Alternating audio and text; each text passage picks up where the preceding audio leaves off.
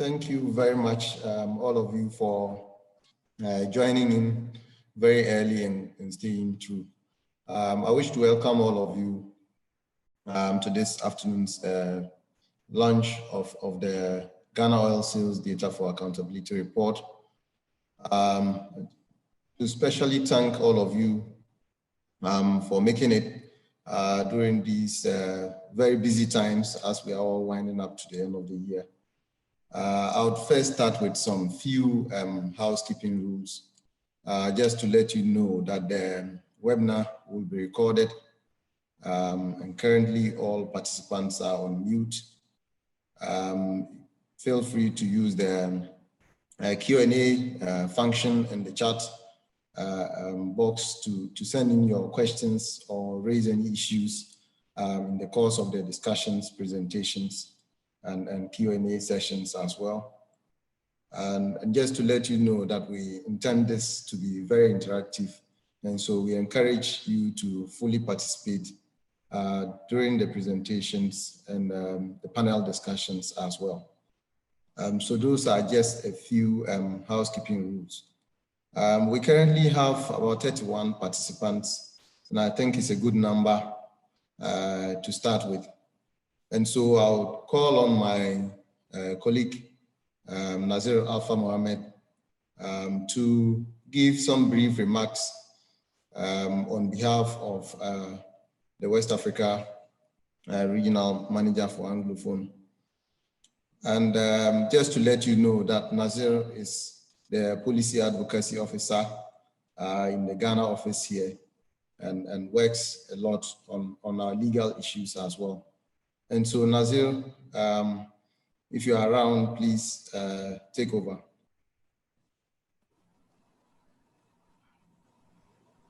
Good afternoon, everybody. Thank you, Dennis, for your kind introduction.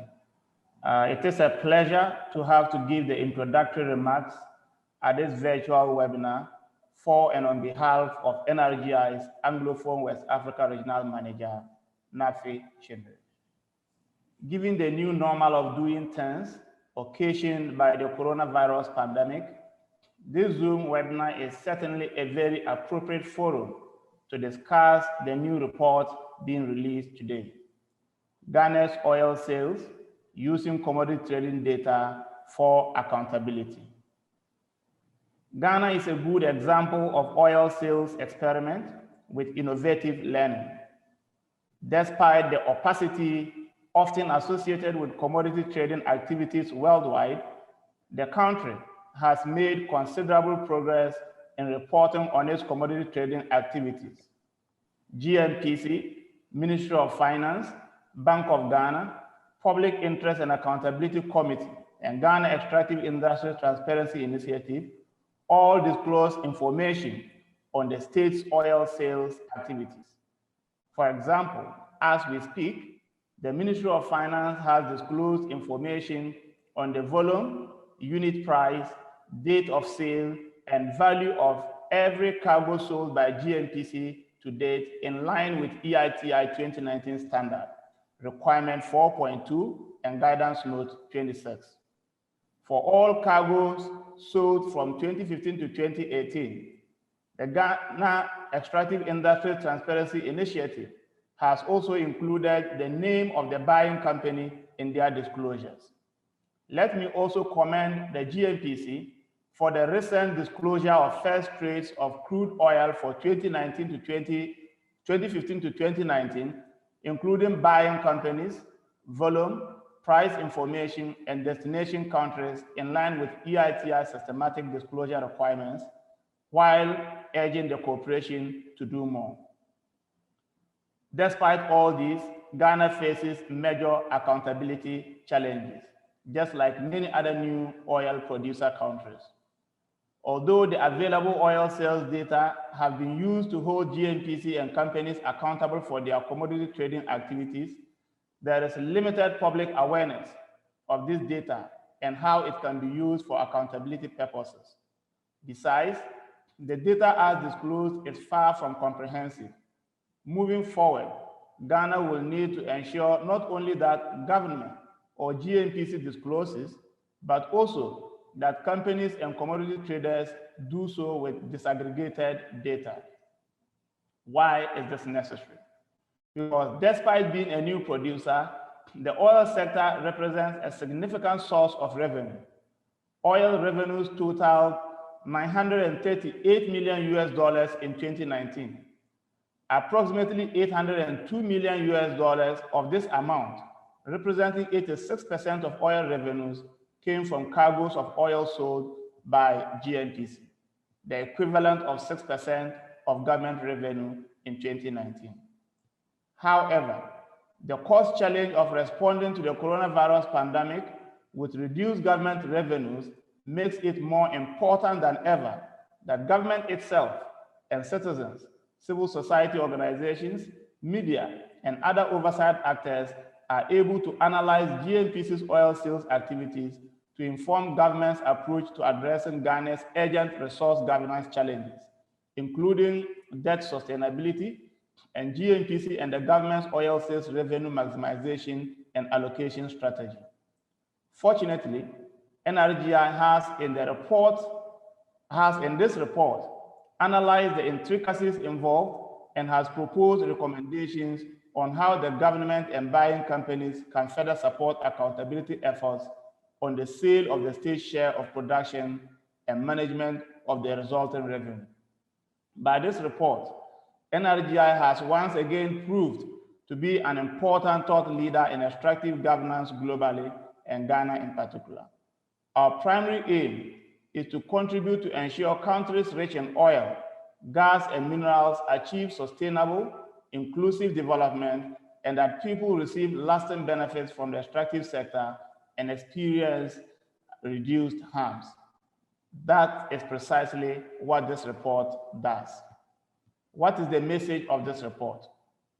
The message of the report we are issuing today is clear, that although Ghana is one of the most transparent countries in reporting on its commodity trading activities, improved data transparency in the form of disclosure of disaggregated oil sales data by all stakeholders, including government, companies, commodity traders, among others, could engender greater accountability as the country faces the challenge of responding to urgent resource governance challenges, including coronavirus and debt sustainability issues exacerbated by the pandemic, as well as GNPC and the government's oil sales revenue maximization and allocation strategy. In this light, this new report goes beyond the often discussed what needs to be done to enhance transparency and/or accountability of oil sales data in Ghana and focuses on the too often forgotten, how can this be done effectively? Let me conclude by simply saying that this report is a fitting example of how to turn knowledge into action for the greater good of the citizens of Ghana. It is both a call to action and a roadmap to reform. It is a report worth reading. Let me seize the opportunity to congratulate the authors of the report, our NRGI colleagues, Dennis Jaye, who is Africa Programs Officer based in Ghana, and Alexander Molden, who is Governance Officer based in London. To enhance the work of CSOs and other accountability actors, including the media, this report analyzes complex oil data and breaks it down in understandable format to enhance advocacy and accountability from state institutions. New producer countries across the world need reports like this one. The NRGI will advocate that this doesn't just remain a report on the shelf, but should be used by all to engage relevant institutions. At NRGI, we will continue to be part of this dialogue and will follow through with this process in 2021. I hope that by discussing this report today and sharing it more widely, we can stimulate a useful discourse on the subject in Ghana and inspire more new producer countries to recognize the unique importance of oil sales data in addressing resource governance challenges. Thank you very much. Thank you all, and have a wonderful discourse in the course of the day. Thank you.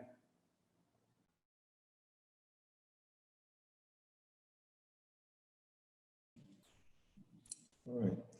Thank you very much, Nazir, for those kind words and giving some brief highlights of the report.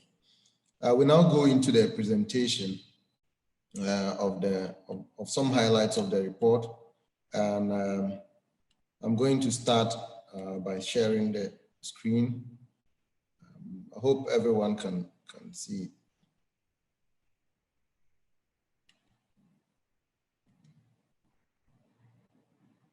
Okay. So this report is titled Ghana's Oil Sales Using Commodity Trading Data for Accountability. As Nazir already indicated in his remarks, Ghana is an environment that is rich in data, particularly around oil sales. All institutions disclosing various forms of oil sales data. And so we sought out to try to use some of these available data around the country to put all these data together as a one-stop shop for persons and individuals who may want to use this data to demand accountability. Again, as Nazir indicated, this has become very relevant, particularly in a low oil price and COVID-19 pandemic environment, which has hit hard on the finances of this country, compelling government to also respond, and the oil company, national oil company, to also respond also in various ways. And so this report then takes the second step to demonstrate how the data that has been put together can be used by oversight actors to address the governance and resource challenges that are being faced by this country, particularly in this very tough year. The agenda will be very straightforward. We'll look at why oil sales accountability is important, particularly in this time, and to also see what the oil sales process in Ghana looks like. We'll also look at the national oil companies' oil sales process, and also see how data can be used for accountability and some of the recommendations that this report is proposing for various actors. So why is oil sales accountability important? We all know very well that petroleum prices are volatile, and the volatilities around these prices and volumes that are produced results in revenue that is also very volatile. So for instance, the funds received from GNPC's sale of various cargoes in 2012 could reach as high as $125 million. But within a space of 8 years, we have seen that figure drop to as low as $12 million US in April for a similar size of cargo that has been sold between this period. And this gives us an idea of the volatilities that surround the crude price environment, and particularly so in the midst of a COVID-19 pandemic, and how this can hit the government so hard as to compel the government to look for other sources of revenues to be able to fill the revenue gap. And so, given this kind of picture, there couldn't be a better time to begin to scrutinize how these cargoes are priced and sold, and how the resulting revenues are used and accounted for. And so, because of all these challenges and financial constraints to government have had to resort to borrowing, with its associated debt sustainability challenges, further exacerbated by COVID-19. Of course, we know that these debt issues were already rearing their heads around the corner even before COVID came in. But with COVID, this has become even a more pronounced concern, which requires a lot of attention. And the oil sales data process can be one of those sources of remedies to help address the various constraints financially that the country faces. In responding to COVID, government have had to rely on the stabilization fund among several other options globally in the international market and with various international bodies. But of course, this revenue gap can also be filled if we are able to account more fully for the sale of crude and the ensuing revenues that come with it. And this makes this report a bit more timely than it could have been in any other time. Why is the sale of oil important to accountability? We all know how susceptible the oil trading process is to various corruption risks. We have highlighted just 4 of these concerns in this report. Of course, we know that large volumes of financial transactions accompany every cargo sold. And we've already mentioned previously that a cargo could go for as high as $120 or over $1 million in a very good price regime. Of course, with this volume of crude oil and large amounts of financial flows involved, various actors could, in various ways, try to capture portions of these returns that come from the sale of crude. And it's important to begin to scrutinize this even more. And this doesn't just refer to government entities.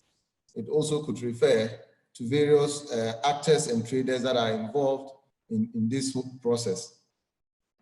In addition, you have state-owned enterprises and our own GNPC having to make a number of decisions around the trading process, from the selection of buyers to the pricing of crude to selection of cargoes and various other processes, including the transfer of funds to the National Treasury, are all areas that are susceptible to various corruption risks, particularly because of the discretion that have been given to various actors involved in the process. And so to mitigate some of these risks, it is important to begin to interrogate the data that comes from this oil sales process and to see how some of the loopholes can be plugged to be able to accrue the relevant revenues that is due government to the state. It is also important to remind ourselves that this sector, even though has seen a lot of transparency over the past years, is also, particularly in the oil sales process, less scrutinized than other state extractive regimes. And here we're talking about the contracting processes and all that. And the revenue, the spending of the revenue has been relatively more scrutinized than the process of sales that leads to the generation of these revenues. And lastly, we know that trading transactions are not subject to the same regulations and international standards as other upstream activities. So for instance, you have various countries drifting towards a competitive bidding process for the award of oil and mining licenses. But of course, you do not have the same standards being applied to the selection of who to engage as a buyer of crude, even though a GNPC has tried to ensure some transparency in this space. So the oil sales process in Ghana. Of course, I've already mentioned some of the risks associated with this process.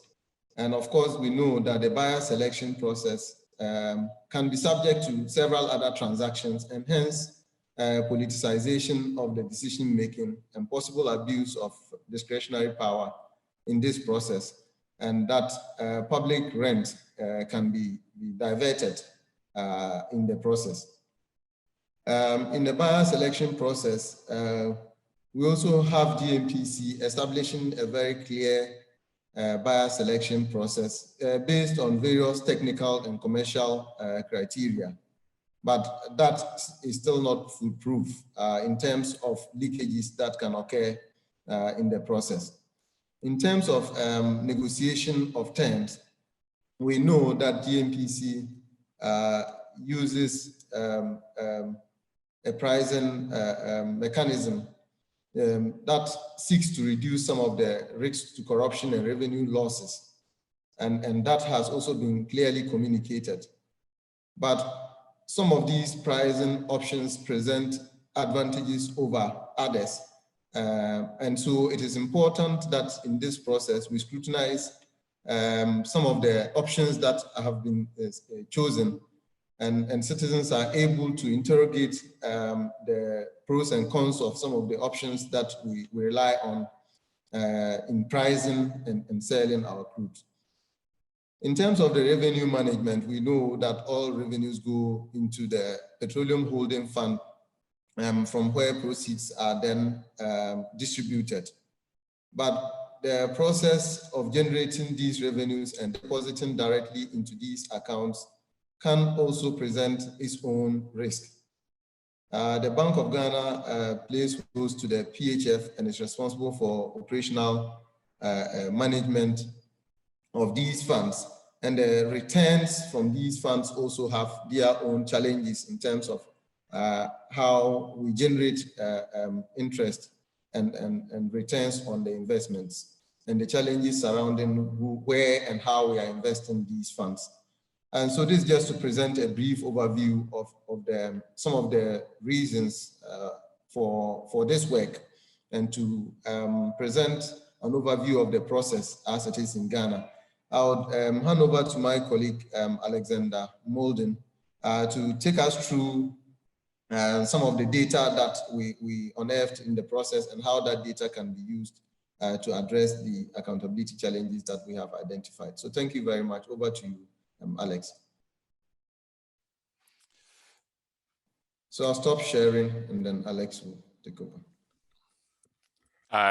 Thank you, Dennis. Can you see my screen? Yes, Alex. Okay, great. Yeah, thank you, Dennis and Nazir, for the introduction.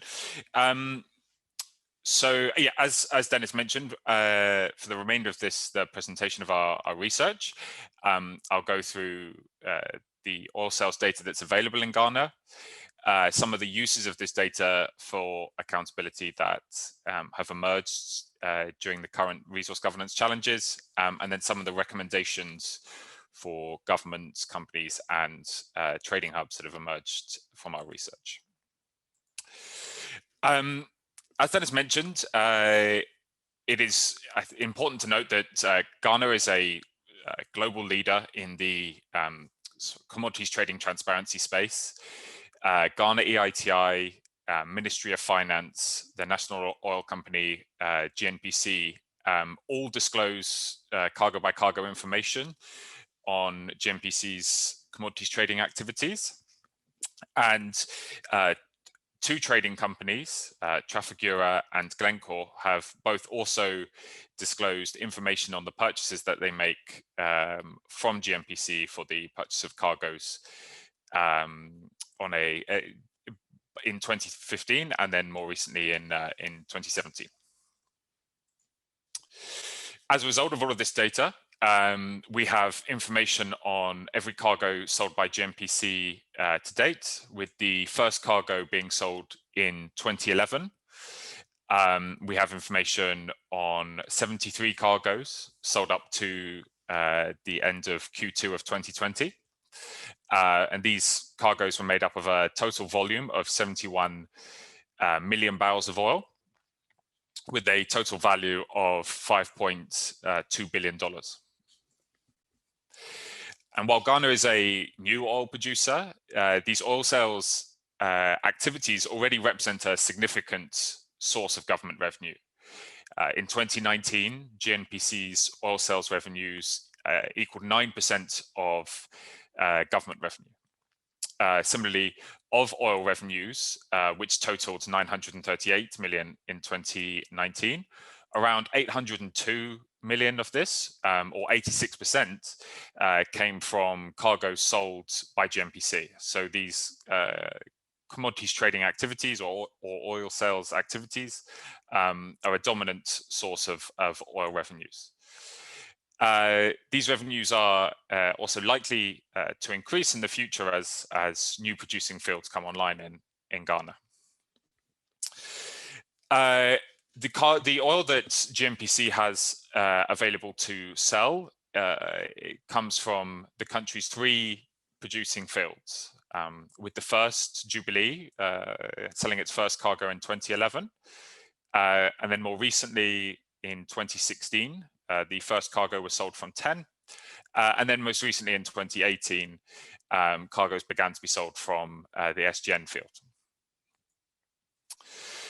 In November of 2020, so just last month, GNPC released information on the buyers of the crude that it sells, in line with the EITI requirements 4.2 in the EITI 2019 standard, and in line with the guidance note 26 for NOCs to report on first trades.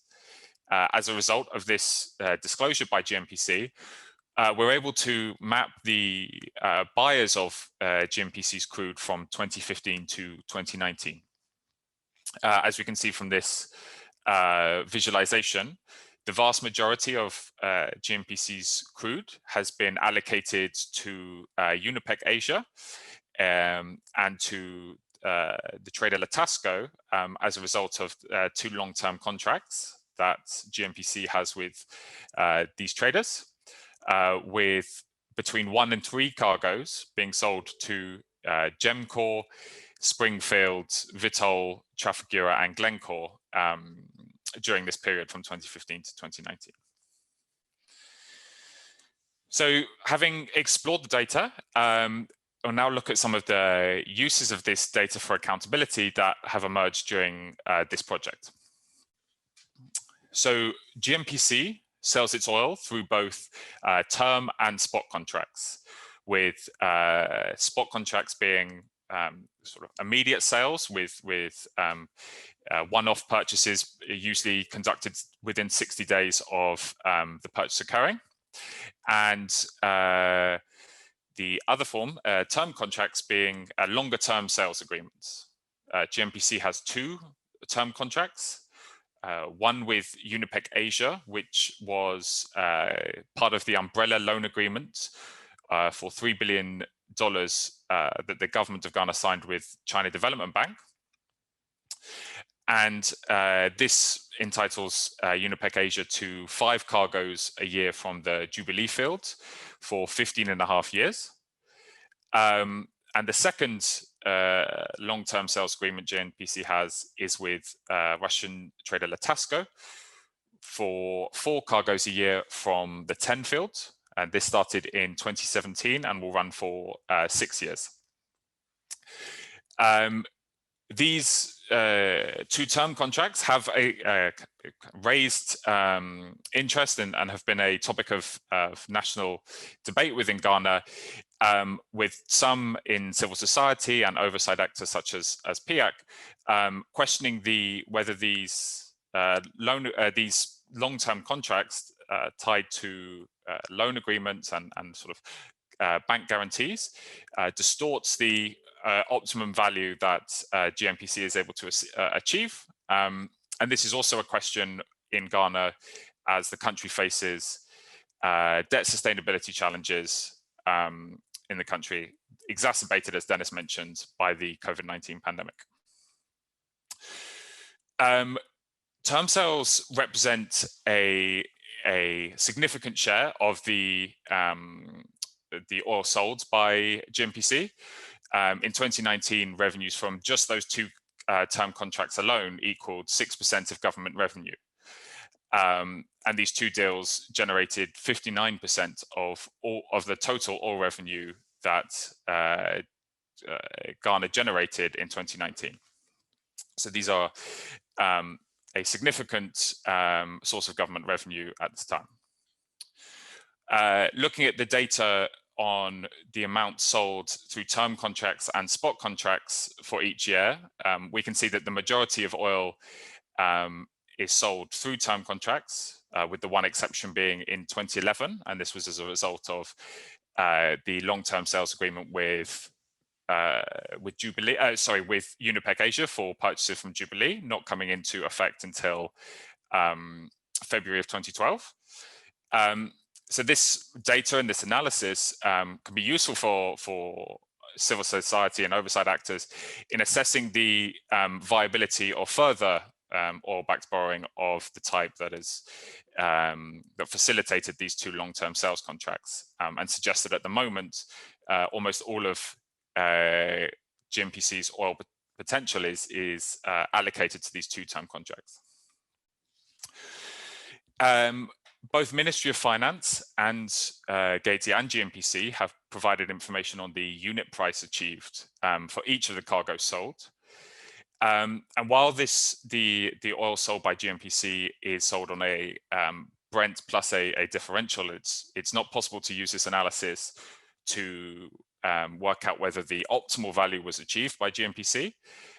This type of information does allow us to assess both the cargo sold under term and spot contracts and see whether any major discrepancies occur between those two contract types, and also to identify the impact that the oil price drop is likely to have on oil sales revenues.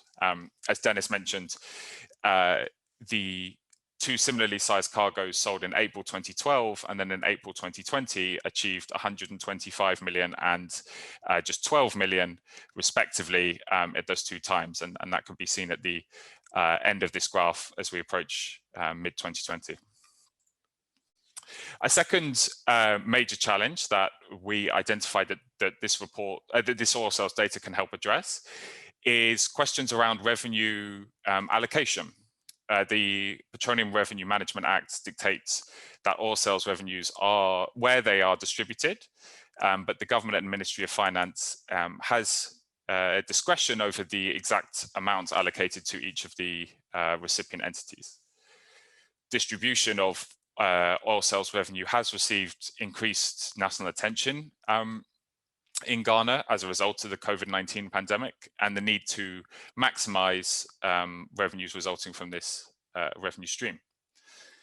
Civil society groups, including ASAP and NRGI, have cautioned against using Ghana Heritage funds to plug revenue shortfalls, with these being funds that are designed to support Ghana's post-oil future, and questioning whether these should be used to address the immediate COVID concerns. We can use data that's provided by Ministry of Finance to visualize the allocations of the oil sales revenue on a cargo by cargo basis, and see how much is going to each of these recipients, including how much is transferred to GNPC to fund its commercial activities, how much is going to the funding the budget, and then how much goes into Ghana's two petroleum funds, the Ghana Stabilization Fund and the Ghana Heritage Fund, the one I just mentioned, designed for Ghana's post-oil future. And this analysis can help inform debates as to whether any adjustments should be required to the oil sales distribution as the country responds to the coronavirus pandemic. So I'll just briefly conclude with the recommendations that have emerged from this report. As I mentioned, Ghana is a leading commodity trading transparency country, but that there are still improvements that are required to increase the accessibility and use of this data for accountability. One of those recommendations is that the Ministry of Finance should include information on buyers in its quarterly reporting of GNPC's oil sales activities. The Ministry of Finance's reporting on oil sales activities is very timely, with information up to Q2 of 2020 already available. But unfortunately, these don't include information on the buyer, which can help address some of the concerns around governance concerns that were highlighted by Dennis earlier around the selection of buyers that can emerge. Similarly, the Ministry of Finance should look to improve the accessibility to this oil sales information. Currently, these quarterly reports are contained within non-machine readable PDFs, which can make this data very difficult to use for accessibility, for accountability. GNPC and Gati both release their information in Excel form, and myself and Dennis have compiled a database with the information from the Ministry of Finance reports to accompany this report.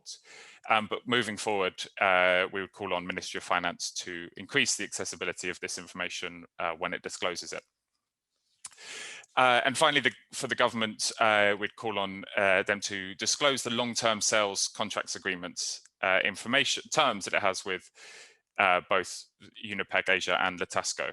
The government has released relevant term information on its agreement with UNIPEC Asia, but some of the questions that have emerged around the benefits that the country receives from these two-term contracts really does show the importance of having the precise terms of these longer term agreements.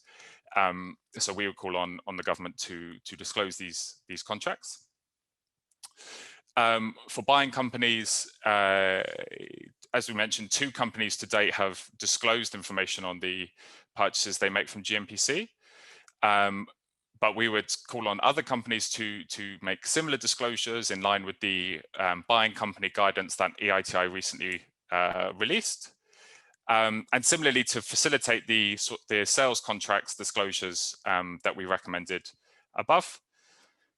And finally, for commodity trading hubs, such as UK, Switzerland, US and Singapore, where these purchasing companies are based, we'd call on them to require companies to disclose the payments they make to the government for the purchase of commodities across the countries in which they operate. And I think this is both relevant in Ghana as a trust building exercise and to help reconcile data released by GNPC and the government, but also, as we've mentioned, Ghana is an outlier in the level of information it discloses, and many oil producing countries around the world don't afford their citizens this level of transparency. So trading hubs moving in this space can really help to facilitate this level of transparency that is needed over these important revenue generating activities.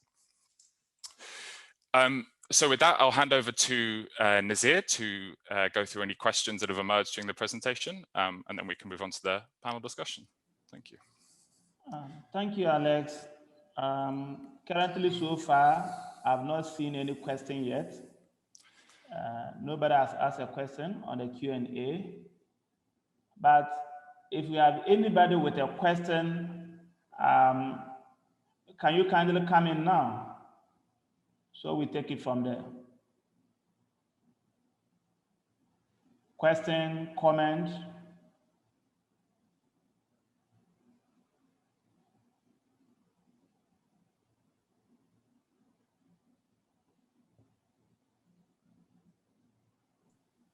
Also, I see one person, Dennis and Frank have. Okay, I have 2 hands up. Yeah, I will. So I'll start with, I think Frank was first. I'll allow him to talk. So Frank, you should be able to. All right, Frank, you go ahead. Yeah, thank you very much for the presentation. And just a quick one. In terms of the shipment contract, when it comes to the commodity trading, I heard little about it, and I want to know for Ghana, what type of contract is used? Is it the cost insurance and freight, or the free on board, and how does it play when it comes to the sales? Thank you.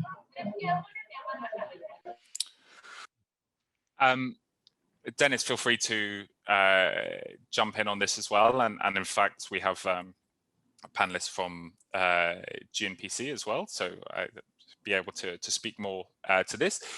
One thing I would say is with both the disclosures that Ghana EITI has provided and also the recent disclosures that GNPC provided, the term of contract, as you mentioned, is provided. So I'm not sure whether it's consistent every time, but that information is in these disclosures that both GATE and GNPC make. Dennis, I don't know if you have anything else to add there. Dennis, do you have anything to add? Otherwise, there's another question. Yes, no, I think we should go to the next. Yeah, the next question is from Charlotte Boyer. She wants to know, do you have the necessary information to know if there are significant differences between prices obtained by GNPC and IOCs? I think either Alex or Dennis can take this. Do you have the necessary information to know if there are significant differences between prices obtained by GNPC and IOCs? Dennis, you're the pricing specialist. Sure. Thank you very much, Charlotte. Just to mention that we did not cover a lot of the pricing information by the IOCs in this particular report. Of course, the reason why we are actually making a recommendation to call on IOCs to do a bit more disclosure, just like GNPC is doing. But from public sources, for instance, GATE, PIAC have had cause to compare the prices obtained by some IOCs and those obtained by the Ghana group. And usually there are no significant differences between the prices obtained by the Ghana group and that of the other partners. But just to also highlight that some of the companies do not actually disclose the information, because the price information specifically, because the crude that they lift is mixed with other crude globally and sold. And so they do not disaggregate the Ghana crude to be able to tell what prices they have obtained. That is a challenge I'm sure PIAC, GATE, and other civil society actors are still battling with, to get these companies to be able to disclose the prices for which the Ghana group is sold, and to subject those kind of prices to comparison that Charlotte is asking about, so that we can tell how the country is either gaining or losing, and whether the IOCs are declaring the right amounts of profits, because of course the prices they sell will also impact how much they earn and how much they pay as tax to the government. And so that's a very important question, but just to let you know that usually from what is disclosed publicly, there are usually no significant differences between what is obtained by the Ghana group and the IOCs. Thank you. Isaac Edu, your hand is up. You can intervene now. You can come in. Yes, Isaac Edu, your hand is up. Yes, can you hear me, please? Yes. Go ahead, please. Yes, Isaac. Right. Thank you very much for this work. And I want to thank Dennis also for sharing the report earlier. I was able to pick the report, and while I was going through, what I flagged was the bias that GNPC has had to deal with between 2015 and 2019. And I was curious to learn that out of 7, only 2, Trafigura and Glencore, had made disclosures of their payments, monetary payments. And even though I'm minded by the recommendations asking the Ministry of Finance to work on that, I still want to find out whether, in the name of transparency, GNPC should not on its own be encouraging publicity of the payments to help transparency. And then also on the part of the buyers, I'm asking, how come only 2 disclosed and the rest, or the remaining 5 have not. How do we go about this? Maybe if there's any one from GMPC, a person may be able to throw some light on this, and possibly if Dr. Mantia is able to speak to this. Thank you. Yes. Alex and Dennis. I think, yeah, as you mentioned, Isaac, I think perhaps Dr. Mantiao and other representatives can speak to this during the panel discussion. I think from my side, I think GMPC should and can call upon companies to disclose this type of information, if for no other reason than their disclosures. A lot of companies not just in Ghana but globally have questioned the ability and the sensitivity of disclosing this type of information, and by disclosing its sales activities using the template that's provided by EITI and under the guidance note 26 that the multi-stakeholder working group that included traders and civil society and national oil companies. This guidance note that was produced by the EITI that provides a clear template for how to disclose this information. I think that GMPC has set an example and can call upon and should call upon other companies purchasing from them to disclose in a similar format using the template for buying companies that that EITI also released. Dennis, would you have anything to add? Otherwise, let's take the last round of questions because of time so that we can move to the panel discussion. Nazir, I think you can take the... Okay, so I have 2 questions here and I have Bashiru's hand up. So let me take the 2 questions together and Bashir will ask his question together. Then between you and Alex, you can decide who goes for, who responds to which of the questions. The first is from Francis Apeni. He says, can't GATE, that's the Ghana Extractive Industry Transparency Initiative, can GATE and other CSOs press for a more standardized approach in selection of buyers? That's the first question. Then from Mileva from Cameroon, she asks, please, I would like to know how far has the crisis impacted the contracts disclosure? Thanks. So, Bashiru, these are the 2 questions I have. How far has the coronavirus, how far has the crisis impacted? Yes, somebody changed it.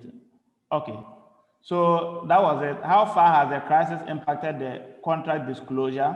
And then has the, apart from the receipts, that's a last question. Has the report analyzed GMPC spending over the period? If yes, has the expenditure been used judiciously? That's from Christian Pesese. So I think you should take these 3, then Bashiru can come with his last question, then we can move on to the panel discussion. Thank you.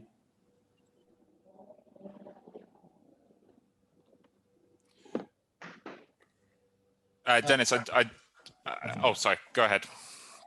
Oh no, I was just going to ask which ones you want to take. But let me start with Francis Apeni's question.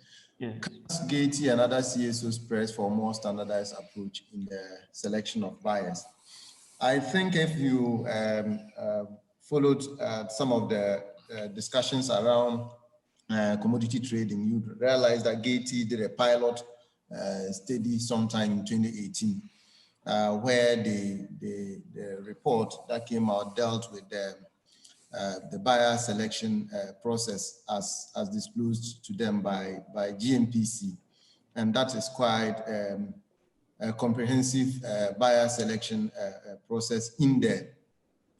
I'm not too sure whether you'd want, if you have seen that, I'm not too sure whether you would say that is not standardized, but I think what should happen probably is that GMPC may need to engage more with stakeholders around the rationale surrounding some of the processes that they themselves have laid in place. Until the Gaiety pilot report came, I'm not too sure many stakeholders were privy to this process. And so I would instead want to call for more engagement around the process rather than ask for another disclosure of or standardization of the approach. It's probably better to engage around the current approach and to identify if there are any gaps we would need to fill. And that is if GMPC opens up for such an engagement. Yes, I think the next question is how far has the crisis impacted the contract disclosure? So, Alex, Dennis.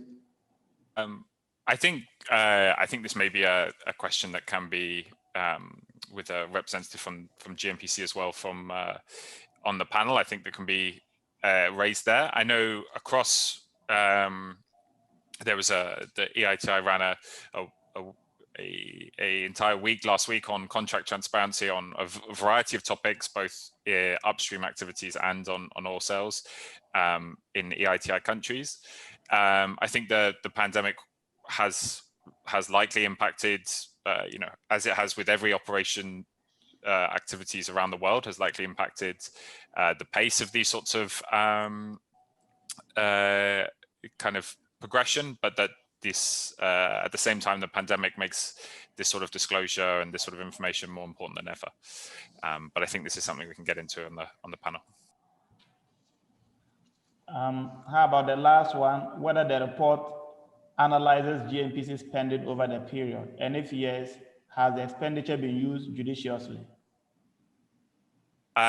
No, this initial report or this first report didn't get into questions of expenditure, and I would say one, and I think that this is certainly a risk for in many countries related to oil sales activities, that national oil companies can use the money that it comes from oil sales activities prior to transferring on onto the treasury, but because of how the expenditure system is set up in the PRMA, this is less of a risk in Ghana than it is in other kind of neighboring oil producing states. That's not to say that there isn't concerns related to how GMPC's expenditures, but it is less of an immediate governance and corruption risk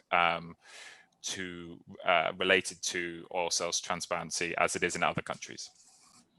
The last opportunity for a question goes to Bashir Abdurazak. Bashir, can you come in, please? Okay, Nasir, thank you very much. And then I just want to find out, per the recommendation by Alex, the Minister of Finance should include information on bias in its quarterly report. I think it's a good recommendation, and that also is in line with one of the recommendations that was made in the pilot commodity trading report that Ghana did. So, but what I want to say basically is that informal discussion with the Minister of Finance actually pointed to the fact that basically in terms of what they currently report on, the quarter report that they do is in line with the PRMA. So my question now is, given this situation, do you think it is something that in terms of the law, that I know because currently the PRMA is being amended to take on board.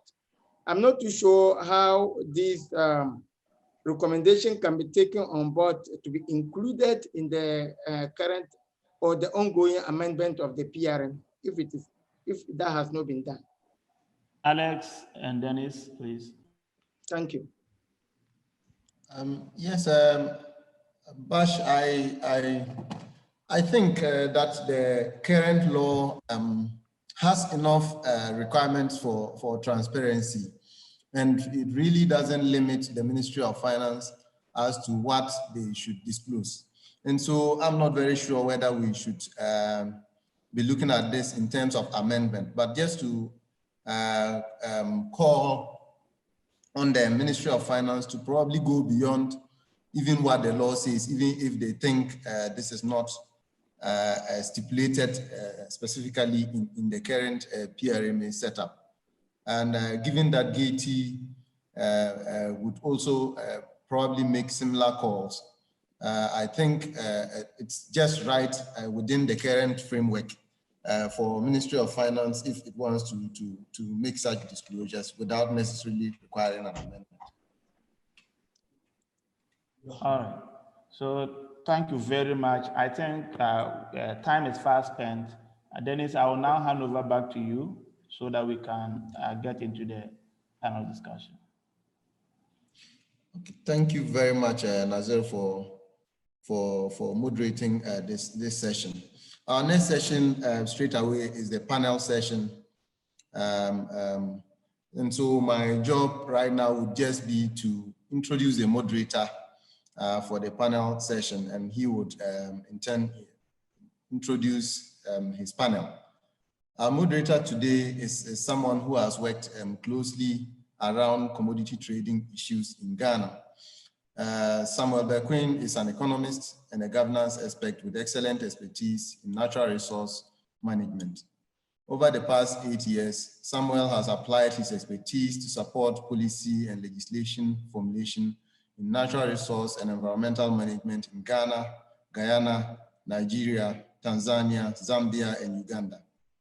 He has worked extensively on donor projects with funding from DFID, EU, the World Bank, the government of Norway, and many others. Since 2017, Samuel has worked as the lead consultant for the accountability work stream at the Ghana Oil and Gas for Inclusive Growth, GOGIC, where he successfully supported accountability actors to play an effective role to ensure an open and enhanced oversight in the oil and gas sector. Specifically, he supported a coalition-based advocacy on the adoption of fiscal responsibility law, beneficial ownership disclosure law, the development of national policy and regulations for the oil and gas sector, among others. Before joining GOGIC, Samuel worked as the Africa Regional Associate at the Natural Resource Governance Institute right here. And prior to that, he was an Overseas Development Institute Fellow at the Office of the President of Guyana, where he worked as the environmental economist. Samuel holds an MPhil in Development Studies from the University of Cambridge, UK, and an MSc in Environment and Development from the London School of Economics, and a BA in Economics from the Kwame Nkrumah University of Science and Technology in Ghana. Audience, you have your moderator for the panel session. Over to you, Samuel. Thank you, Dennis, for the flattery introduction. Good afternoon, ladies and gentlemen. I have got 4 panel members, including myself, who is the moderator, making it 5. And let me quickly introduce them. Mr. Joseph Dadzie is currently the General Manager, Commercial Division at GMPC. And he has overseen the Corporate Strategy, Marketing and Gas Business and Investment Department of the corporation. He was a member of the government negotiating team. That was when we used to have an open door negotiation system. And he has also worked on petroleum agreements and represented the corporation at various committees, including Joint Management and Finance Committee meetings with operators. Mr. Dadzie has been a Chief Finance Officer of Woodfields Energy Resources and has worked in the banking sector as well, particularly in StanChart. I have known him in this particular commodity trading work when I worked with on the first pilot, and he has been very open on this particular work. Ladies and gentlemen, let's welcome Mr. Dadzie to the panel. My second panelist is Dr. Steve Mantiao, who is a very well-known policy analyst in the sector in Ghana, and he has served on several boards, including Gaiety, also on EITI, and he was a former chairman of PIAC. During his time, he also helped with interrogating sales data. He has also served as a grant project committee No, you are using yours. of STAR Ghana. Sorry, there was some. And Dr. Mantiao is well known in the sector in terms of civil society, given that he convenes the civil society platform on oil and gas. Ladies and gentlemen, let's welcome Dr. Mantiao, who has been part of this particular governance work for quite some time now. Third, Mr. Mark Ajiman is currently the technical manager of the Public Interest and Accountability Committee. He has more than 8 years experience in the sector and also leads the preparation of the committee's report and represent them on various platforms, including engaging the public on most of the critical issues, mostly complex ones. Before working in PIAC, he worked as at the Energy Commission as the Principal Programs Officer and was the Energy Policy Analyst.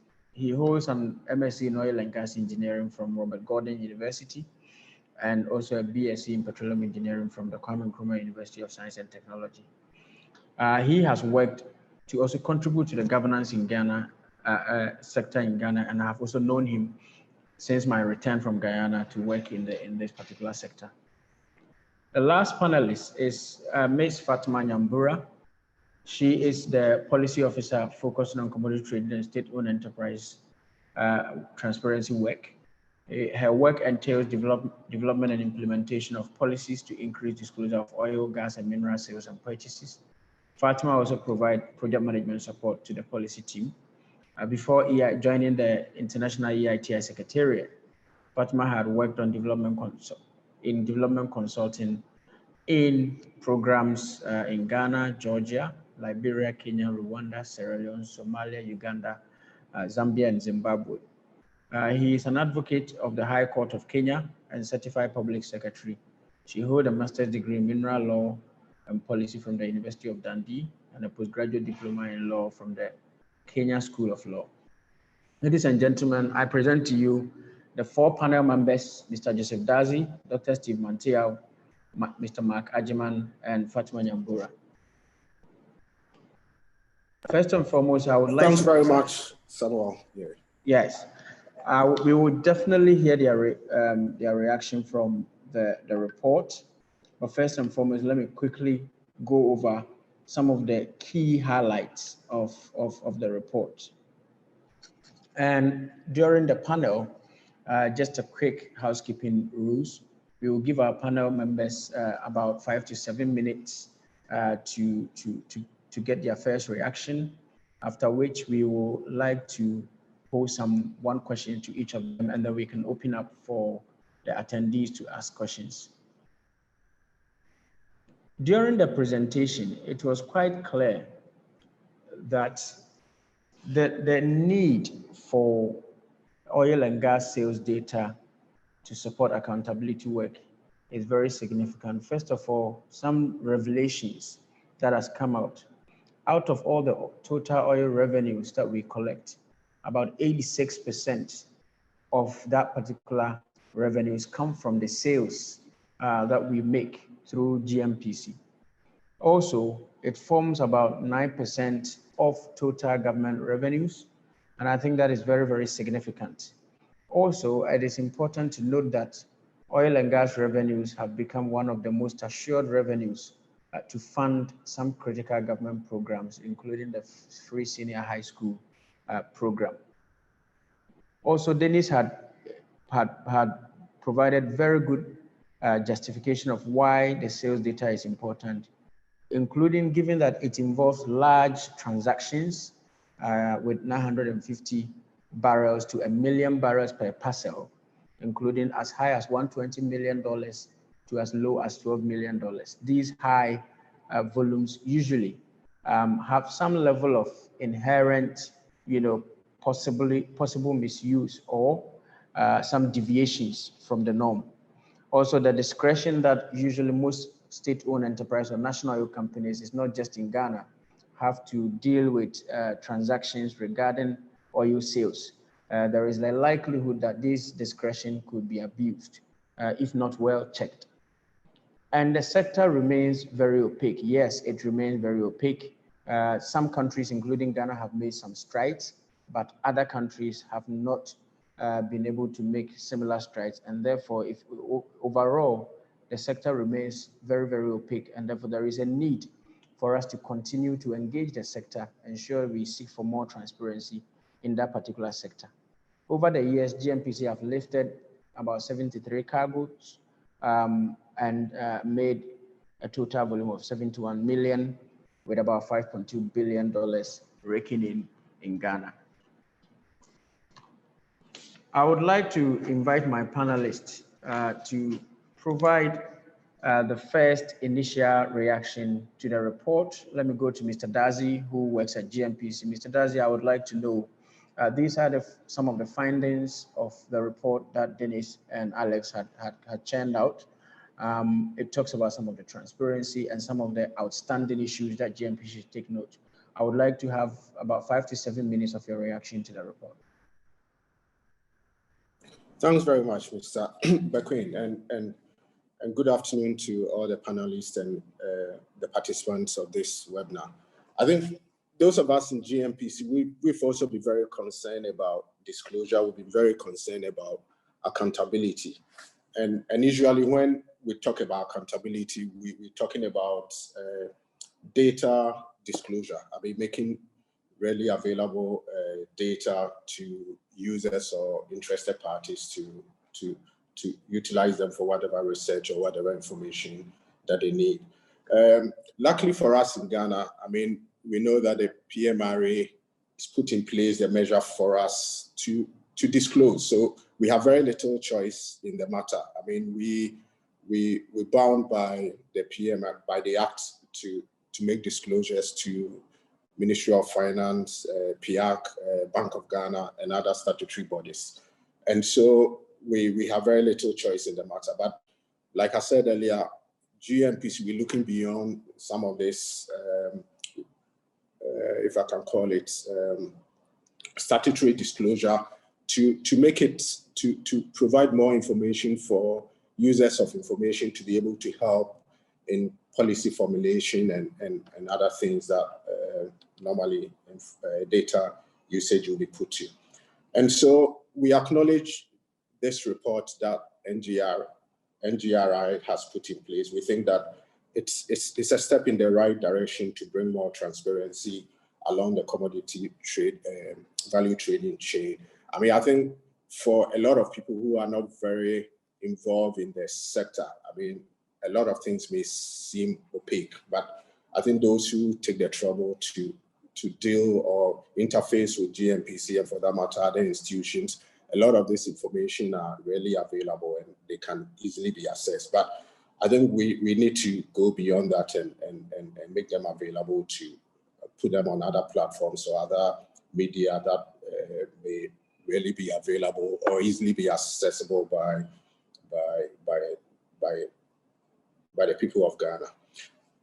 And so for us, I mean, one of the things that probably I want to say is that beyond just providing the data, I mean, we need to be able to find a way of bridging the gap of the interpretation of the data. Really, what does it mean? How do you put the data into context? I mean, within all the various parameters that will be at play as far as commodity trading is concerned. And for us, that's one of the things that I think as a corporation and as a country, probably that should be the next step that NGRI can help us to move to. Because without the right context, a lot of this data can easily be misinterpreted. And I think for us, it's very important, especially when from the perspective of GNPC, when you look at revenues, you're looking at two parameters, and the two parameters or the two variables you are looking at is that of quantity and price. That for quantity, to some extent, we have some control over, because that's a function of the producing fields, and that's also a function of how well we manage the fields and all the things that are associated with it. When it comes to that of pricing, we have very little choice. And so to probably give you some context or to put things into context. When you look at Data Brent, which is a benchmark reference for pricing of our crude, last year we averaged around about $64, $65 per barrel. This year we're looking at about 41. I mean, you're looking at a delta of almost about $23 per barrel. I mean, assuming we're producing the same volume this year as we did last year, we're looking at a shortfall of about $23 per barrel. And that for us is very significant. I mean, most of the time we're talking about trading of crude oil from a very technical point of view. And I guess those of you who understand trading will tell you that in Ghana, we don't trade our crude, we market our crude.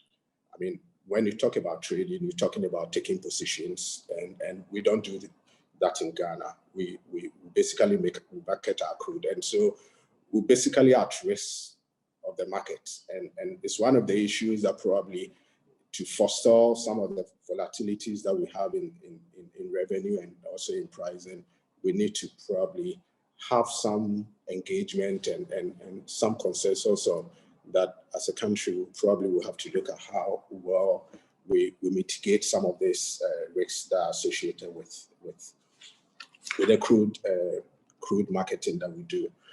And so for us, as you rightly pointed out, or Dennis pointed out, we have a buyer selection criteria that over the period we've developed, and that has been refined also with the help of EITI and other stakeholders. And that's basically what we use. That's the basis for the selection of the buyers of our crude. We don't think that process is sacrosanct. It still can be looked at. We can still tweak it and make it very efficient, very fit for purpose if there's a need for us to do so.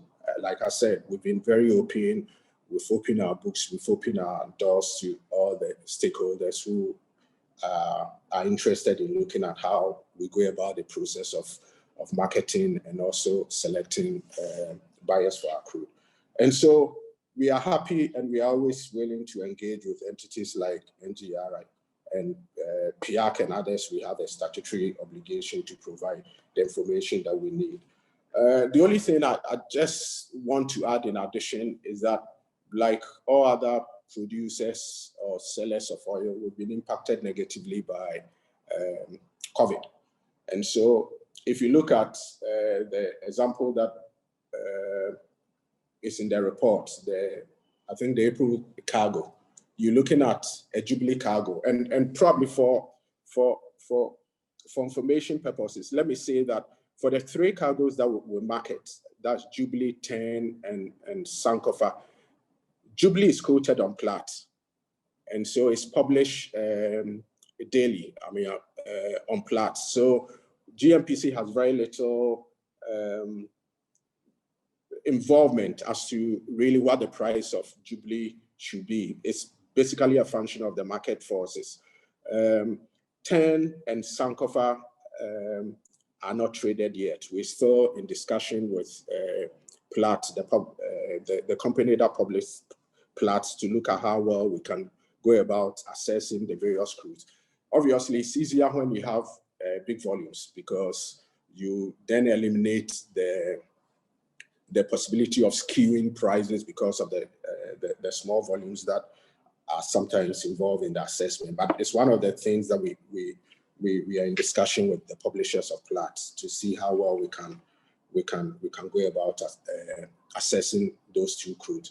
But having said that, we just don't price it out of vacuum. We are in constant discussion with the other partners, the IOCs, to look at achieved prices, and that inform the differentials that we negotiate with the buyers of our crude. And so those are the things that in the past we've done and we continue to do. And in most of the PIAC reports that they issue, they try to benchmark the prices that we achieve with the IOCs. And the reason why you don't tend to find much or significant variation is because we also speak to them, and we try as much as possible to use the achieved prices to guide us in the pricing of the crude. So that is by way of my initial comment on the report. I think it's is in the right direction. And I think as a starting point, once we look at the recommendation, we can look at then improving upon some of the disclosures that we make, and also some of the accountability issues that have been raised as far as the report is concerned. Thank you very much. Thank you, Mr. Dazi. Thank you. I think I would slightly change some of the moderation rules now and pose a follow-up question to you before we move to the next panelist. And this is also for your information, and I think Alex was going to talk about this.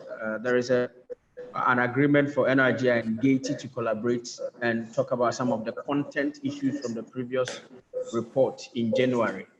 Okay. That was something that was being planned by GATE as well, and I think there's opportunity. But just before, I think somebody posed a question on the buyer selection process, and I think let me go back to the buyer selection process, which is something that GMPC has developed very well, and I think where the challenge is that there are not enough disclosure of evidence of objective on the buyer selection process. At least from my experience, part of it includes where there is a new crude, GMPC is able to pre-qualify some companies, and sometimes they would decide even slightly away from the buyer selection process to say we believe that because it's a new crude. And somebody asked, how can we ensure that there is some trust in the buyer selection process publicly, and also be assured that companies who want to buy, as you said, we market, we don't trade, who want to buy our crude will have trust in that particular process, so that once we apply, we will be objectively reviewed. Yeah, I think one of the things that we will have to also disclose is a process.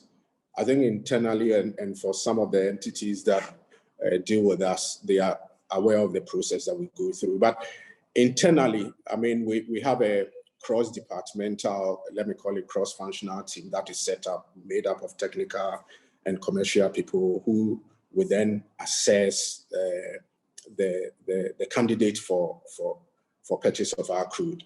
That report is made available to the chief executive, and then on the back of that report, a selection is made. Would I say that is a perfect system that we use? There's always room for improvement. I mean, if we can tweak it to increase transparency as far as the selection is concerned, why not?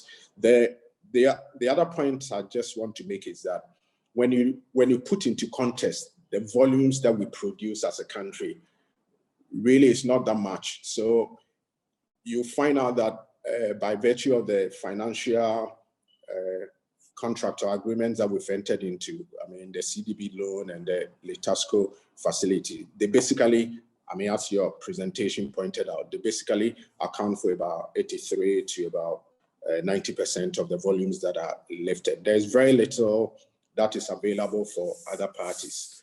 But like I said, there's always room for improvement, and we can make available to any entity that is willing to look at the criteria that have been used in selecting some of the entities that we've dealt with. As a corporation, and let me just add this, that if somebody is interested in buying crude from us, that person has to be registered. We need to do a due diligence. And so there are companies that are already listed in our database that most of the time we'll call, we invite for tender as far as some of these crudes are concerned. But the volumes that we're talking about here are not many. And so if you look at the data that we made available to you, those of Vitol, Glencore, and I think Springfield, you're looking at about 6 or 7 cargoes, so out of the 73, 74 cargoes that have been sold, about 6, 7 of them are the ones that fall under this criteria. The rest have come about as a result of government entering into facilities with the entities and Parliament approving for us to engage with them as far as the sale of our crudes are concerned. Thank you so much. Should I move to Dr. Mantiao? As the next panelist, Dr. Mantia, given that you have been one of the, the advocates for governance improvement and transparency, and you've worked also and challenged GMPC on some of these issues before.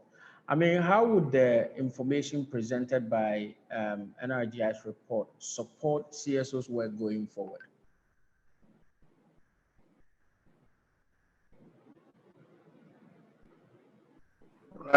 Right. Thank you. I think you decided to deviate from your pattern by not giving me the chance to make preliminary comments.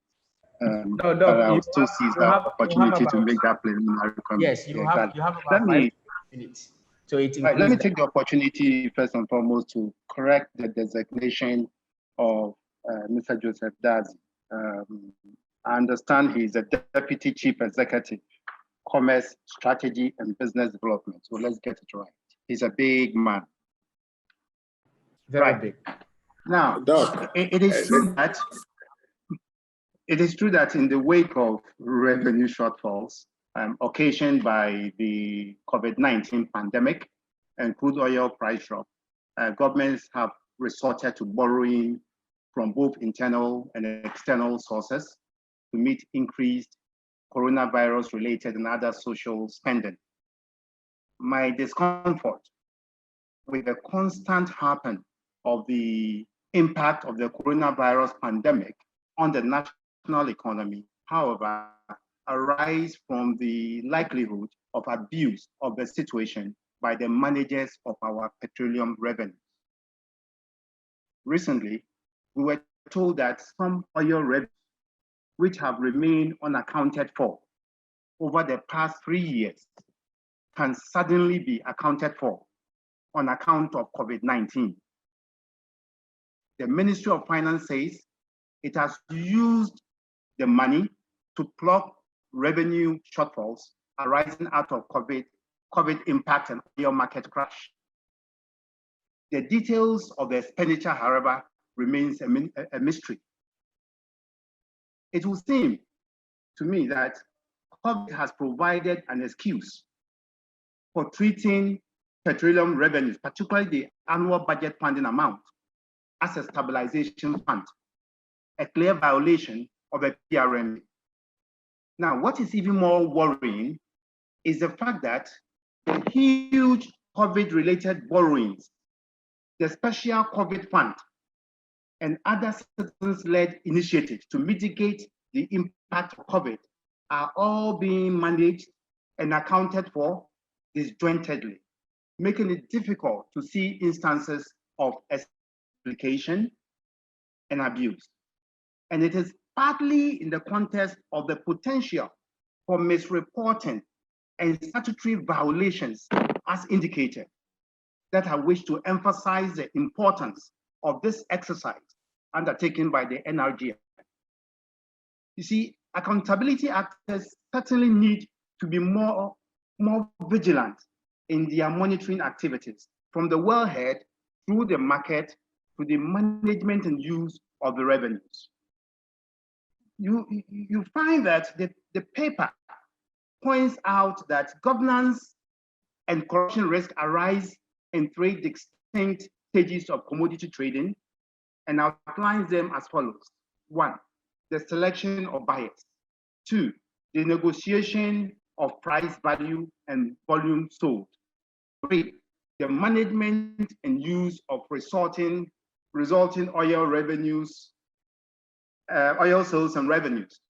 Now, I guess it is important to emphasize that associated with the first 2, which is the selection of buyers and the negotiation of price, value, and volume sold, is the risk of losing substantial revenue to private interests through conflict of interest, trade mispricing, and other forms of illicit financial flows. Therefore, while the disclosure of buyers, trade volume, sale price, revenue flows are important, the disclosure of beneficial owners of the companies that buy the country's crude oil will be paramount in uncovering any incidents of illicit financial flows in commodity trading. The paper again indicates that Ghana has had 3 termed oil lifting contracts. I'm not sure if any of them was negotiated through a competitive tender process. I think GNPC can confirm that for us. Now, going through the route of competitive tendering, in my view, will limit the subjectivity associated with buyer selection, which the paper acknowledges as a corruption risk. Again, it is not the practice to disclose oil sales contracts in Ghana. And I'll be surprised if the authors of this report were able to see even one oil contract. Tried as I did, I was not able to assess the Cyrus Vitol contract. Again, it took a great deal of persuasion to get GNPC to agree to the publication of the Uniper contract on the Gaiety website. Currently, as we speak, the Litasco contract is not publicly accessible. This is what misled PIAC into concluding that the achieved price for the 10 crude was not competitive. Unknown to PIAC, the sales contract had been commingled with loan transactions and associated concessions. And I'm happy the paper points this out. The point is made in the report that the Uniper crude lifting contract is tied to the 3 billion CDB loan. That's the Chinese Development Bank loan. While this is true, it is important to note that the Chinese did not disburse the full amount. The amount disbursed was 1 billion, which went to finance the Atuabo gas processing facility. It would therefore be important for GNPC to confirm whether or not the Uniper lifting rights were amended to reflect the disbursed amount. Furthermore, it is interesting how concerns over the market crash in 2020, this year, is often discussed without due regard to the stabilization fund and its role in assuring predictable revenue flow into the national budget. Price collapse are a known characteristic feature of crude oil. It's not new. If you look at the history, between 2015 and 2016, as much as 70% was wiped off the sale value of crude oil globally. Analysis of the price data, again, over the last 2 decades, shows that no collapse has persisted beyond 2 years in the last 2 decades, which means if the Ghana Stabilization Fund is allowed to function properly without capping it capriciously and at convenience to cream off its accumulation to finance borrowing, such revenue shortfalls as occasioned by COVID can be contained. I'm not sure, though, if the longer-term effect of energy transition and its attendant shift from fossil fuel will ever make stabilization mechanisms irrelevant in the context of managing petroleum revenues. But this will be an interesting topic to explore. Now, again, the paper posits that on page 7, that in periods of low oil price, governments and national oil companies may resort to corrupt practices to ensure foreign companies continue to invest in the country's oil sector. But in fact, I will not describe strategies by governments and national oil companies to attract foreign investments during periods of low oil prices as corrupt practices, unless they are for private gain. Another look at the context within which the word corruption is used in this sense may have to be reconsidered. To conclude, I will say, while the disclosure of crude oil sales data help in managing public expectation of the petroleum sector, it is also useful in equipping CSOs to demand accountability from duty bearers in terms of the prudent use of the derived revenues. What it does not do, in my view, is to provide a basis for determining the competitiveness of the achieved prices by the National Oil Company beyond the internal comparison between long-term contracts and spot sales. Now, to move to that level where we are able to do this cross company, NOC, IOC comparison, will require disclosures by the corporation's partners, that's the IOCs. And I'm happy the paper acknowledges this. I'm again happy that Gaiety has risen to the occasion and included IOCs in the next commodity trading disclosure exercise. In comparing the achieved prices of the IOCs and the national oil companies, we may, however, need to be careful not to overlook the fact that the lifting windows and the prevailing market conditions at the time of lifting will have to be taken into account.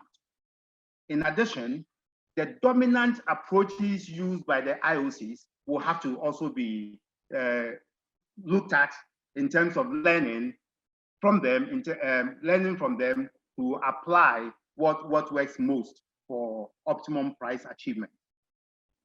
It is my conviction that we will not only be achieving transparency and accountability if we went this route, but perhaps more importantly is the opportunity to learn from the partners in our drive to achieve optimum value.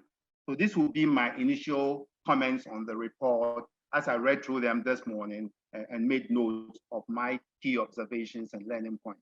Thank you. Thank you, Dr. Mantiao. Let me quickly move to Mark Ajiman from PIAC to also give me his initial reaction.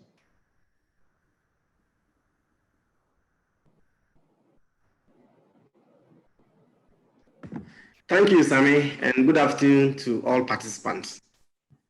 Going through, first of all, I would like to congratulate NRGI and the lead authors for this insightful report. Going through the report, it actually feeds into what we at PIAC has made it as a culture to present in our statutory reports. And Mr. Dazi made mention of one of such key culture that we have developed to actually help transition from disclosures to accountability. What we have sought to do over the years is actually to compare the achieved prices of GNPC, one field by field, and also with the dated Brent price, and also with what the IOCs have achieved over the same period.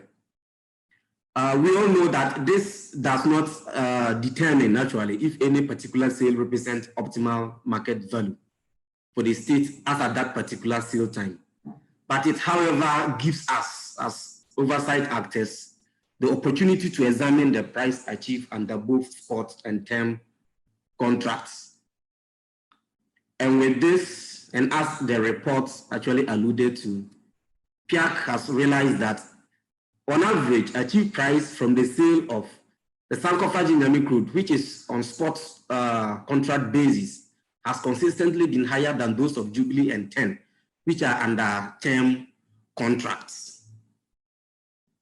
So it is with this knowledge that PIAC actually made an observation and prompted GNPC that why has this been so? And that led the ministry, as the report even alluded to in 2018, to actually question GNPC of the basis of the 10 crude pricing. And this led to the stakeholder engagement we had last year.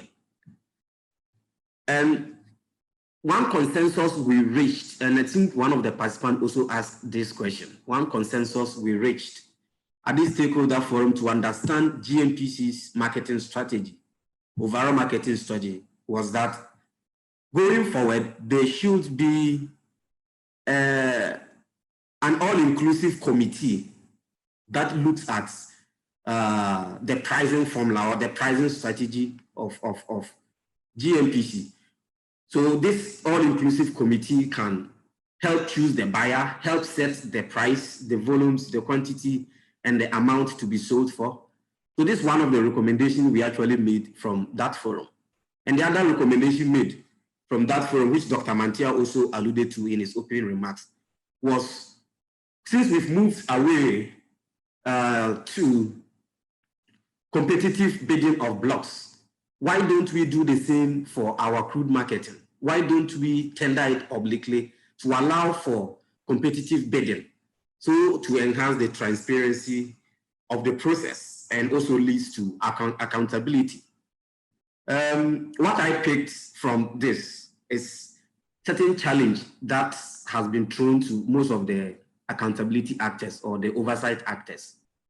Despite us doing this at PIAC, I think going forward, what we should also look out for is to report on the bias and the period of lifting and the time lag between when sales were made and when monies were deposited, because this is also very crucial and it's something that the report actually identified. Now, in the effect COVID has had on the general financial position of government, and Dr. Mantia made an allusion to the fact that we are not accumulating the resources in the stabilization fund alone. Not only are we not accumulating the resources, but the level at which we are capping what is in the stabilization fund gives cause to worry. Imagine if the COVID-19 persists for more than a year. Would the $1 million cap in the stabilization fund be enough to cushion government expenditure over the medium term? I think the answer is no. We'll probably have to continue on the borrowing spree that we are witnessing currently. So while we are mindful of how much we are accumulating in the stabilization fund, I think the PRA may also actually give allowance for petroleum revenue to be channeled into the contingency fund. And it's important to point out that the contingency fund is not only established to receive funds from petroleum revenue. The contingency fund can receive funds from all other revenue. So it's one source we should also be mindful of. If we had done that over the years by channeling constantly petroleum revenues into this particular fund, we wouldn't have relied heavily on the stabilization fund and also capping it so low and then trim off the excess to support the emergency in the form of the COVID-19 pandemic. Additionally, the government is also expected, due to these lower revenues, to actually limit the number of projects to be financed with the ABFA, at least for the next 3 years. If this, because oil prices are projected to stay within the $40 to $46 into the following year, going into the end of the following year. So if deliberate attempts are not taken to curtail the number of projects to be financed with petroleum revenue, then the option available to government will be to go to the market to borrow more to fill this gap actually left over by shortage in petroleum revenue. So in total, the report feeds into what GATE and then PIAC has begun to do, but then it also presents some opportunities for us as accountability institutions to enhance the scope of our reporting to capture more of this in order to mainstream these reporting processes from government and government agencies. I think that is the end goal, to mainstream this reporting and transparency processes in our extractive governance. So I mean, this will be my initial comments. Thank you very much, Mark. I will quickly move straight to Fatima. Fatima works with the EITI International Secretariat, and I would just like to receive your initial reaction to the report and the whole work, and also possibly some of the international experiences elsewhere that you can share as well. Thank you, Sam, and good afternoon, ladies and gentlemen. Thank you for joining us today for this discussion, and I'd particularly like to acknowledge NRGI for this report. It's very timely and very informative. We thank you for organizing this discussion today. So Sam, as you've highlighted, I think I'll just pick out a few key points from the report that just jumped out to me. First there was a point where the governance and corruption risks arise in 3 distinct stages of the commodity trading process. The first being in the selection of buyers, which I believe a lot of the participants have also highlighted as they feel there's a gap there. In this area, first, I would like to acknowledge that GNPC has provided, may I call it, the operational disclosure of how it goes. And this is in the OECD guidelines on SOE corporate governance, where they do elaborate on the committees they use, that there are 2 committees drawn from different technical teams, with the second committee acting as a reviewer before it goes to the CEO, as Mr. Dadzie did highlight. So perhaps there we would request, GNPC to have perhaps highlight more on the technical, i.e. what exactly is their criteria they're using for these buyers, and, cognizant that, yes, as what was highlighted, there are only 9 cargoes that were sold through spot sales. So, it would still be good to understand despite there not being very many. The second risk that was pointed out in the report is in the negotiation of price, value, and volume sold. So again, given that 90% of the oil is being sold through just 2 contracts, and with spot sales accounting for 10% or less, I think here the call or the clamor for contract disclosure, really does bode and does have a lot of, I would say, force behind it, just because the majority of the revenues are coming from these 2 contracts, and the members of the public, both CSOs and at a community level, aren't too sure what is contained in these documents. The third, I would say, distinct risk that was highlighted is in the management and use of the resulting oil sales revenues. Again, here, this is why I would say it's very important to understand not only the financial relationship between GNPC and the national government, but also between the subsidiaries and GNPC. Because here there are various entities that are collecting these funds. It would be good to understand how much are they mandated to transfer, what is the minimum threshold that they are allowed to retain. And to this regard, the report does point out that in 2019, the transfers made from the Bank of Ghana back to GNPC did actually decrease. So it would be good to understand, I would say, what is governing these financial relationships? Is it the articles of association, when it comes, for example, to the subsidiaries? I think there's a bit of room there to, understand more. There was also a point made in the report where they say the basis for the receipt of this oil is established in petroleum agreements signed by the government and operating companies. These petroleum agreements establish the level of royalties the companies must pay the government and GNPC's carried and participating interest in the project. Here, given that all this data is available both for the Ministry of Finance and for GNPC and even Bank of Ghana, I think it's very apt, or it would be very interesting if they would consider undertaking financial modeling. Just cognizant that prices do vary, and that for the 2 main contracts, the pricing of crude is based on Platts, so there's some level of certainty. I think this would help government in their budgeting process. If they are looking at what was the same price for crude at the same time this year, give either 5 to 10% differential, I think that would help them, in better planning. And given that, as was again pointed out in the report, that COVID-19 has greatly impacted the revenues being generated from oil. And with this second lockdown, the amount of oil being consumed to produce energy is going to decrease. So I think the government here and GNPC would have the opportunity to undertake some modeling and perhaps even develop, I would say, different revenue targets they could have based on that information. There was also the point made by Joseph Okai in the comments where he says there's opacity in oil sales data. Here, I would not use the term opacity, just looking that GNPC just disclosed the first trades from 2015 to 2019, and we should commend them for that. Perhaps what we should be saying is that there's now the opportunity for this information to be disclosed in a more timely fashion. And that's in line, just, to pick up from what Sam was saying, that there are already countries disclosing, a month, on a month-by-month basis. So there is precedent in that sector. And I believe GNPC, now that they've done it, given us this lump sum of data at once, there is an opportunity for them to build on all the already good work that they are doing. There was also another question from Joseph Okai in the comments where he says that given the NOC's reporting, shouldn't there be a similar report by IOCs?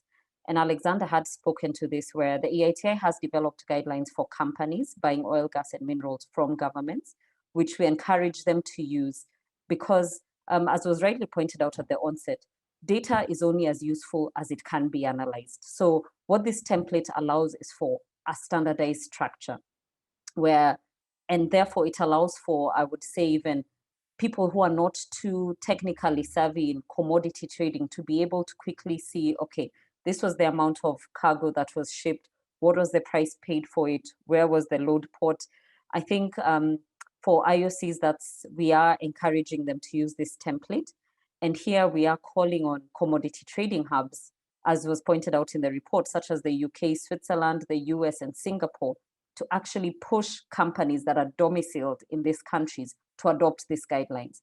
Because as the EITI, we are very cognizant that disclosure this burden does not only lie with the SOEs, that this must also be done by IOCs, government, all must come to the table in order for this to be seamless, because we are cognizant that sometimes some of these agreements in the terms and conditions, some prohibit disclosure of such, this information.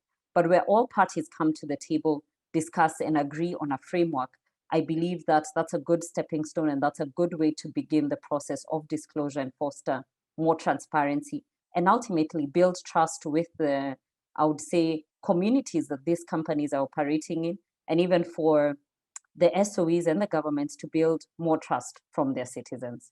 Thank you. Thank you so much, Fatima, for the extensive responses and initial reaction. For the interest of time, I'll move straight to the questions and take one or two questions before we hand over to Dennis and Alex. But for now, let me quickly go into the question panel. I think the first two by Mr. Okan has been answered slightly by Fatima. We move, I think Mr. Jantua wants to know where they can find the report. I guess that can be answered through a typing by Alex or Dennis. Otherwise, the other question from Theo Echampon is, what is the actual quantum loss or gain in dollar terms of the differential pricing impact for the 3 crude grades vis-a-vis that sold by the IOCs? I think he wants to know the loss or gain in dollar terms of the differential price of the calculation of the differential, particularly the impact between the 3 grades, 10, Jubilee, and Sankofa, compared to the IOCs as well. Shall we have either Mr. Dazi, if there is a possibility of answering that, else we can get Dennis and Alex to come in to answer that. And then after that, we can take, at least we have 3 hands up, Franco, Isaac, and Mr. Jantua. We can take one of them at least before we move on to the summary. Yes, thanks, Samuel. I just wanted to touch a bit on utilization. I've intentionally not spoken on revenue management because I thought probably we should have gotten somebody from the Ministry of Finance to speak on revenue management, because that's basically their purview. Ours is more the commodity trading, if I can use that in code. But let me just say that when it comes to allocation to GNPC, one of the things that we do as part of the accountability process that we go through is to submit to PIAC a utilization report, which basically outline every dollar received and how the dollar is being utilized, and that is interrogated by PIAC. We have engagement where their concerns and other issues are raised, and so that's by way of utilization. I think somebody had raised that, and I missed that in my initial comment. As to the question about the quantum of dollar loss, I don't know how you can even measure that, because it's a function of time, it's a function of price, and I don't know how that can be measured. I think one of the ways probably we can do that, I don't know if as part of the report, NRGI did any of that, but that would be a very subjective report, or a subjective number, because the various crudes are not traded at the same time. I mean, the cargoes are lifted at different times. What we look at are the pricing windows and an indicative market number that helps us in determining the differential that we agree with the buyer. But the point I made earlier is that when it comes to Jubilee, and I think we need to remember this in looking at the pricing of our cargoes. When it comes to Jubilee is quoted officially on Platts. So GMPC doesn't, we have very little hand in how Jubilee is priced. It's a function of the market forces, the fundamentals, or whatever technicals that go in the assessment of the crude. That's Jubilee. The only ones that we negotiate with the buyers are that of TEN and Sankofa. And that's the point I made earlier, that we are also in discussion with Platts, the publishers of Platts, to start looking at the assessment of those two crudes, so that we will remove the subjectivity that sometimes go with some of the negotiation that underpin the differential that we agree with. But just to add this point, when it comes to the spot cargoes that we've sold, the 8 or 9 cargoes that we've sold, we go through a competitive tendering process where we invite all the companies that have been pre-qualified by us to put in a bid. And so that is a very competitive process that we go through. And I thought that I needed to make this point to help with the discussion.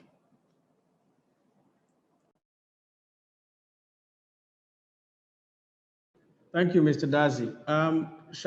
Alex, can you allow either Franco or Mr. Jantua to ask a question?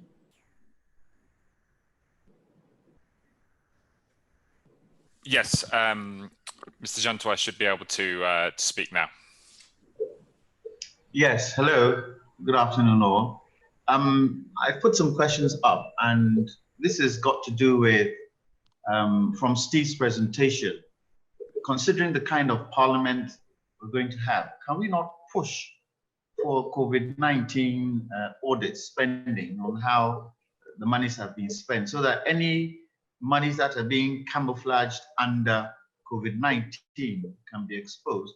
And secondly, some of us have been talking about the capping of the stabilization fund for quite some time now. Isn't it time to push in terms of how we cap the stabilization fund? Because rightly, as Steve said, if we had, we left it as to where it was supposed to be, 500 million, we would have a lot of money to do other things instead of, where we find ourselves today.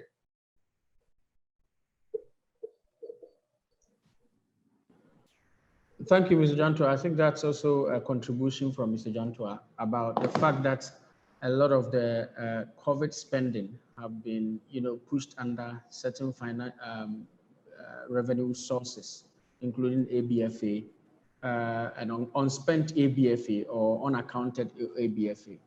I think it presents an opportunity with the parliament you're going to have. Can we give Franco also opportunity to ask the question? Yes, yeah, I'll, Franco, you should now be able to speak. We have slightly overrun, but for those who are able to stay on, Franco should be able to speak now. Thank you.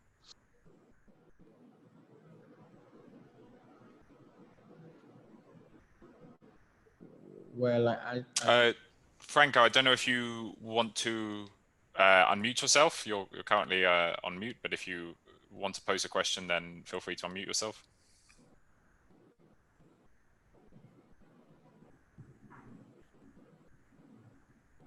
Okay, I think Franco may not be possibly hearing us or any other reason. For the interest of time, I know there have been some questions, and I think NRG will take those questions and possibly try to continue the conversations as well.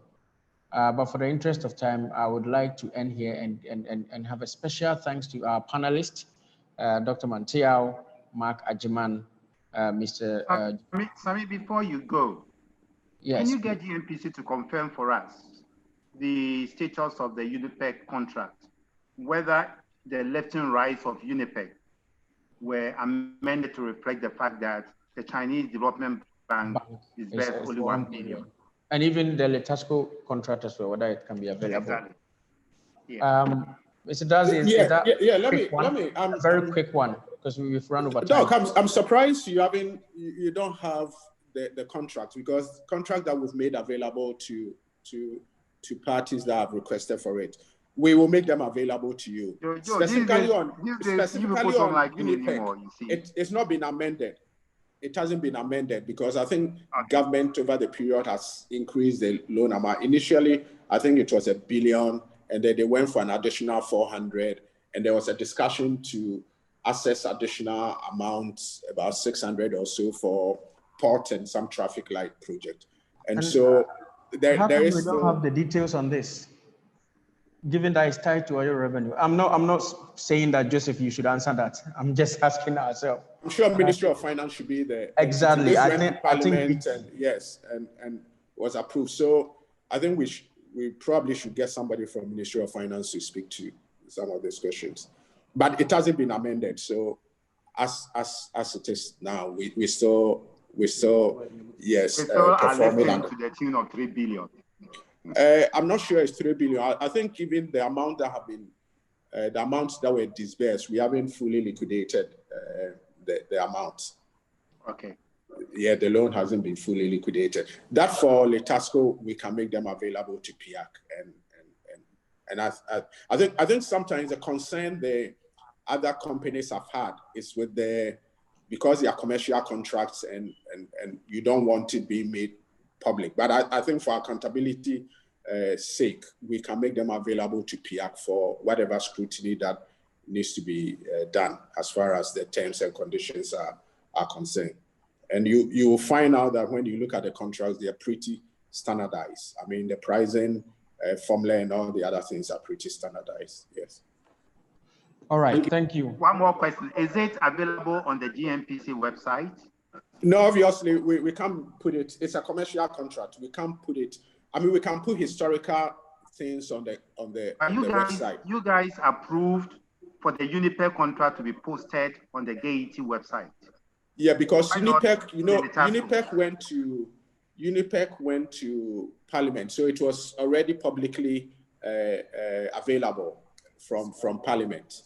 You know how the UNIPEC structure is a little different from Letasco, but we can have a discussion after. I mean, we can make them available to you. Like I said, there's really nothing in those contracts that we cannot make them available. Yes. Okay. All right. Let me thank all the panelists, Mr. Dazi, Dr. Steve Mantiao, Mark, and Fatima for the extensive contribution. Thank you so much for your time as well. I'm going to hand over to Dennis and Alex for the summary and the next steps. Thank you. Thank you.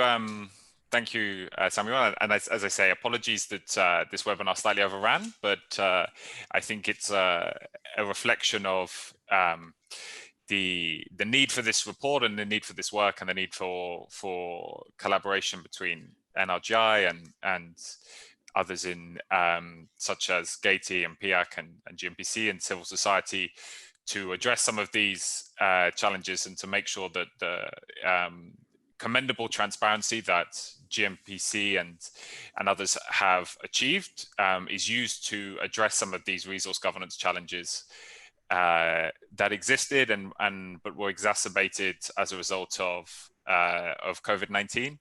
And that we need to make sure to address as we move into 2021. So I'd like to thank Samuel for your brilliant job moderating that panel, and for all of our panelists for participating and for your valuable interventions. Dennis, I don't know if there's anything else that you wanted to say before we thank participants and end this webinar. And just to say one final comment as well, we have added the report in the chat box, and we can send that after the webinar as well. So for those that haven't been able to access it so far. So Dennis, I don't know if you had anything else to add. Oh, no, thank you. Just to thank panelists as well, but also to mention quickly that there's also a data sheet that accompanies this report, and it will also be hosted on NRGI's website. So the journalists, the CSOs, if you need to do any analysis around this, there's an Excel sheet that contains data of all the data that we've gathered from the various sources, and to be hosted online as well on resourcecontracts.com. Yes, and this as well, and this data and the publicly available data that will continue to be disclosed, we will help to support the use of it for accountability moving forward. So thank you everyone so much for joining the webinar today, and I look forward to continuing to work on greater accountability in 2021. Thank you.